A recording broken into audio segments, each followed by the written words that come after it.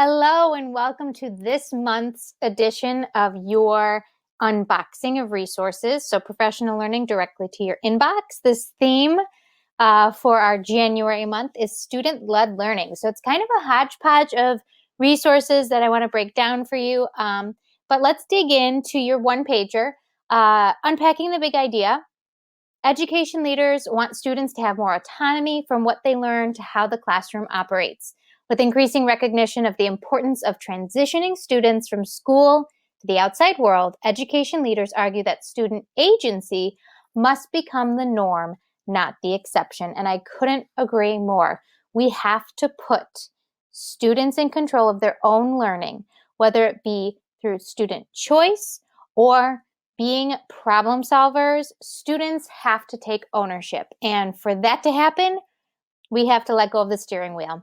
So what I've created for you this month is your January slide deck. And it's all about Jennifer Williams' book, Teach Boldly, Using Ed Tech for Social Good, because you can't force passion or motivation.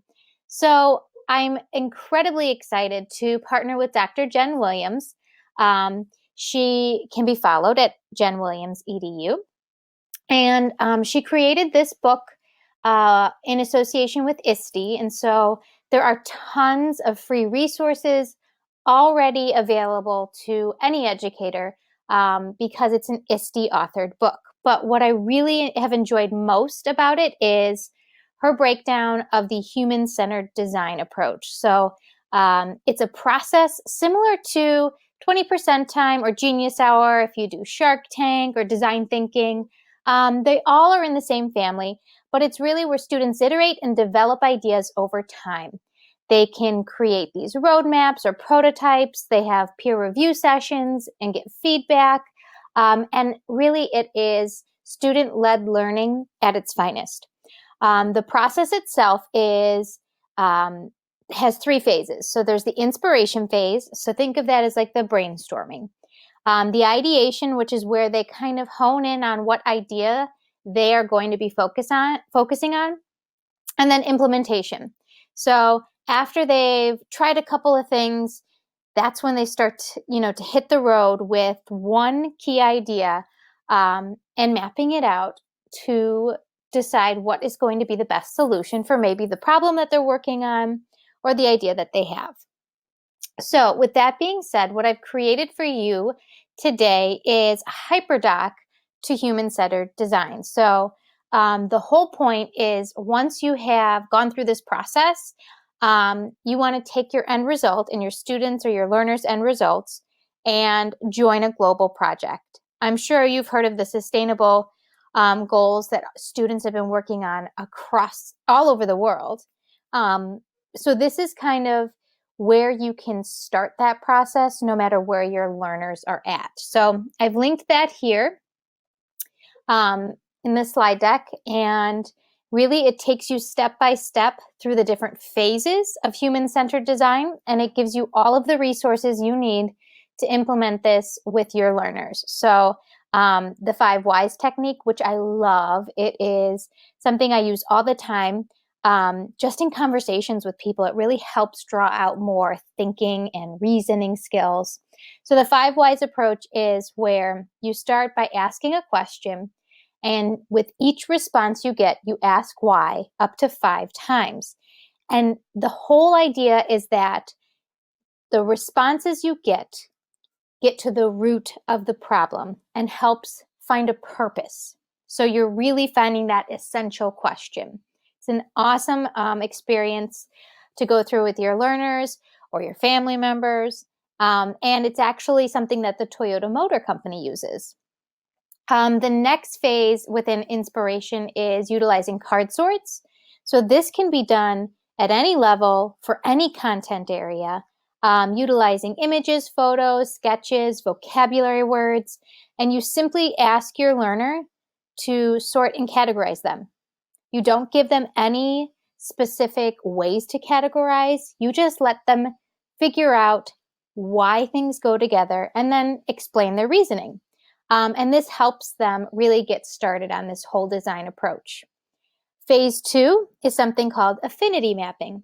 So using sticky notes or different tools like stickies.io, Padlet, Trello, any kind of mapping tool that allows you to share your ideas and post them and put them in meaningful groups. I also really like Post-it Plus because that blends the note tech with the tech piece.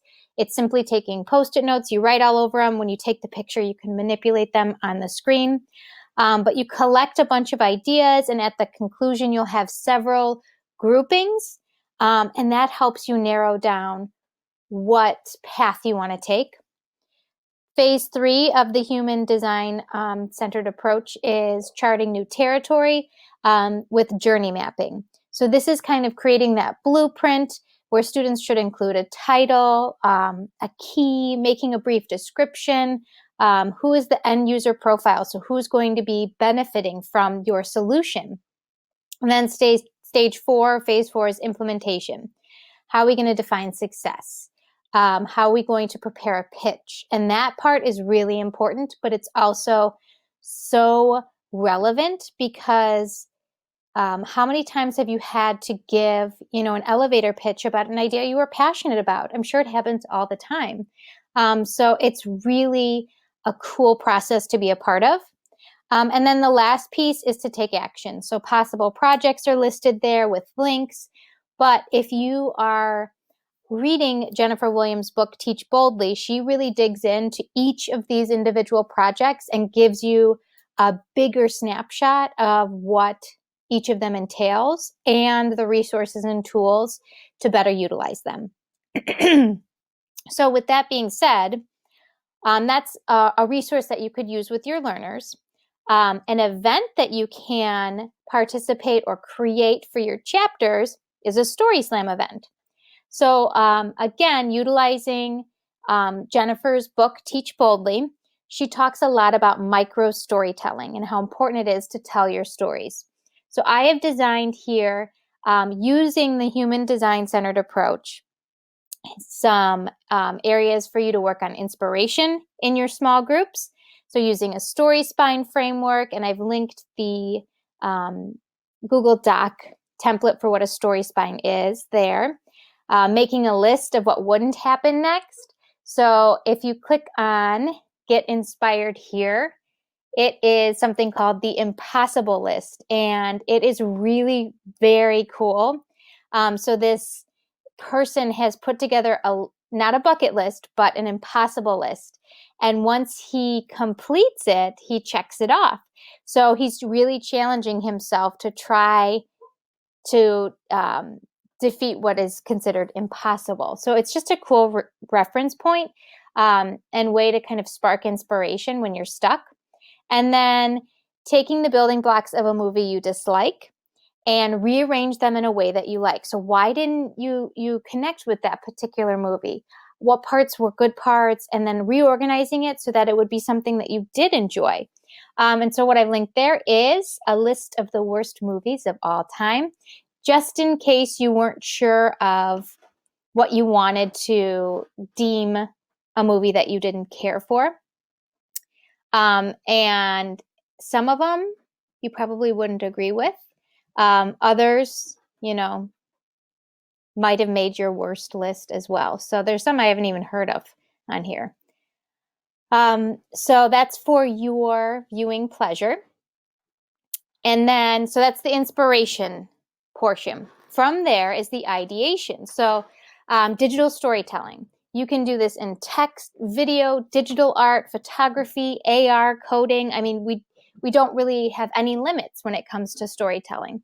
So in the comment section, I've linked a bunch of different options for these tools that can be used, but I really believe in student choice here.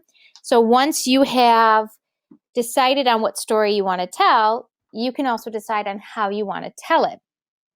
And then the implementation part is creating a digital artifact. You can use the sustainable development goals, share it on social media. Number 3 is Jennifer Williams' Peacemaker Profile resources from her ISTE guidebook that goes along with Teach Boldly.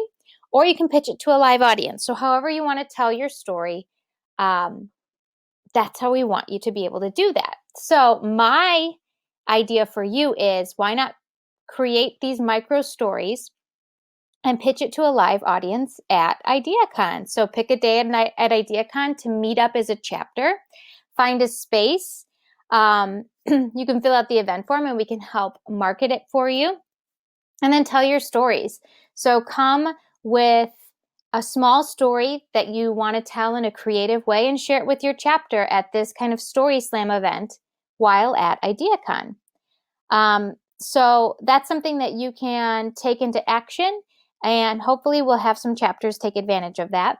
But I also wanted to share that we're going to be doing a book study starting January 28th with the book Teach Boldly. So it's going to be a 3-week book study. So we'll do 2 chapters every week. Jen Williams, myself, and Liv, who is a student, she runs Liv Bits and is also a featured speaker at IdeaCon, will also be guest facilitating on week 2. And we'll kind of be going through all of the different tools and resources and strategies that each chapter breaks down. So you'll be asked to read 2 chapters and go through some activities. And then the following week, we will have a Zoom meeting for 30 minutes. So it's quick micro bites of professional learning. We'll recap, what you learned about, what questions you have, and what action plan you have moving forward. All of the information for the book study will be housed in an Otis platform. So we'll give you the code to join our Otis class, and you'll be able to have access to all of the resources. Up front, you can work as quickly or as slowly as you like. It's totally learner directed, but we'll touch base on the 28th, on the 4th, and on the 11th via Zoom. And then on the 18th, we will have a Twitter chat. So we'll do kind of a recap of how you have implemented all the things that you learned from Teach Boldly and the changes you're seeing with your students using that Twitter chat. And then we plan to meet up at IdeaCon. So you'll get an exclusive VIP meetup with both Jen and Liv. You can get your book signed, but it'll be a time for you to kind of celebrate together and talk about how you are going to take a bold stance in your teaching.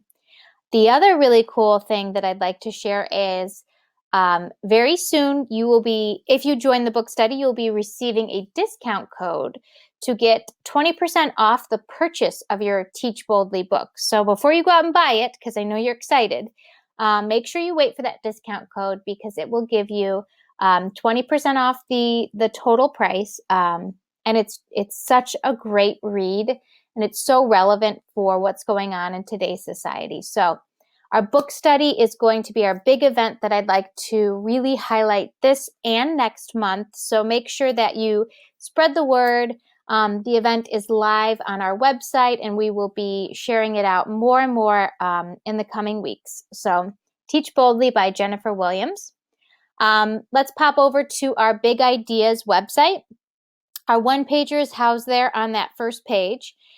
And then if I go to the Orchard, you will see that our friend Don Sturm has shared with us his slide deck on social media. So he's really showcasing the power of a PLN. And I think we are all lifelong learners. And so when we think about student-led learning, building that PLN is a great way for us to continue our education as teachers, as adults, and really take ownership over that professional learning network education. So the slide deck is embedded there. He's got a couple hashtags to follow. He's an ambassador to many different tools and resources.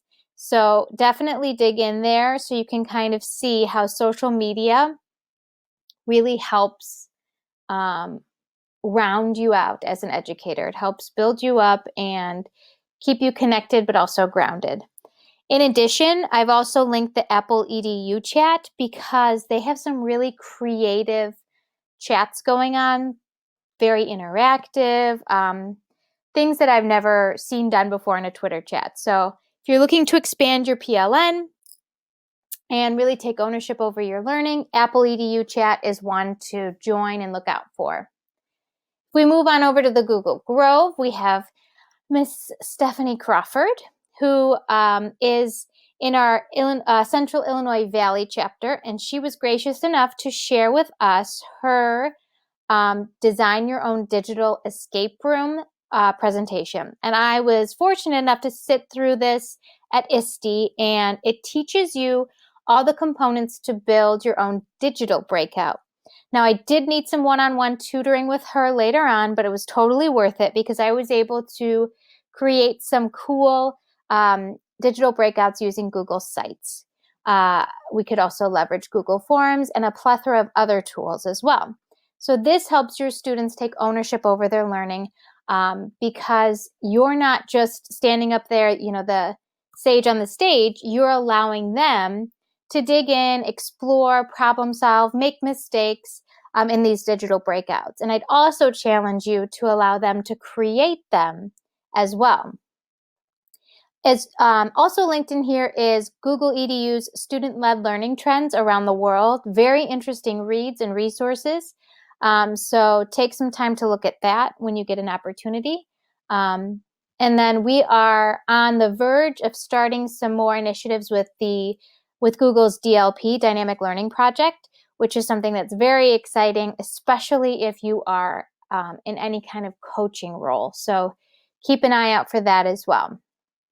Finally, if we're looking at our Microsoft moments, Zach Gilbert, who can be found at EdGamer. He's a teacher at Thomas Metcalf School at Illinois State University, and he's very big on gamification and playful learning. And this just fits very well into that student-led learning because games should not just be the reward, they should be the learning. And sometimes it's scary and educators are hesitant to incorporate games, but it can be such a powerful way for students to learn.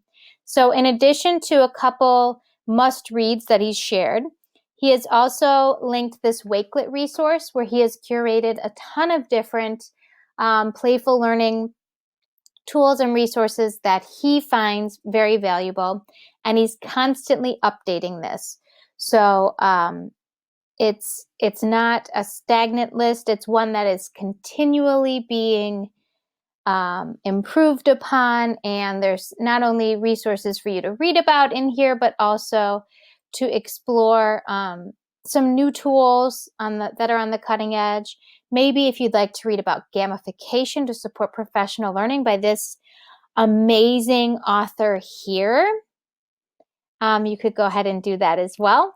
But Zach Gilbert has a lot of interesting and creative ways to allow your students to be the leaders and designers of their learning experiences.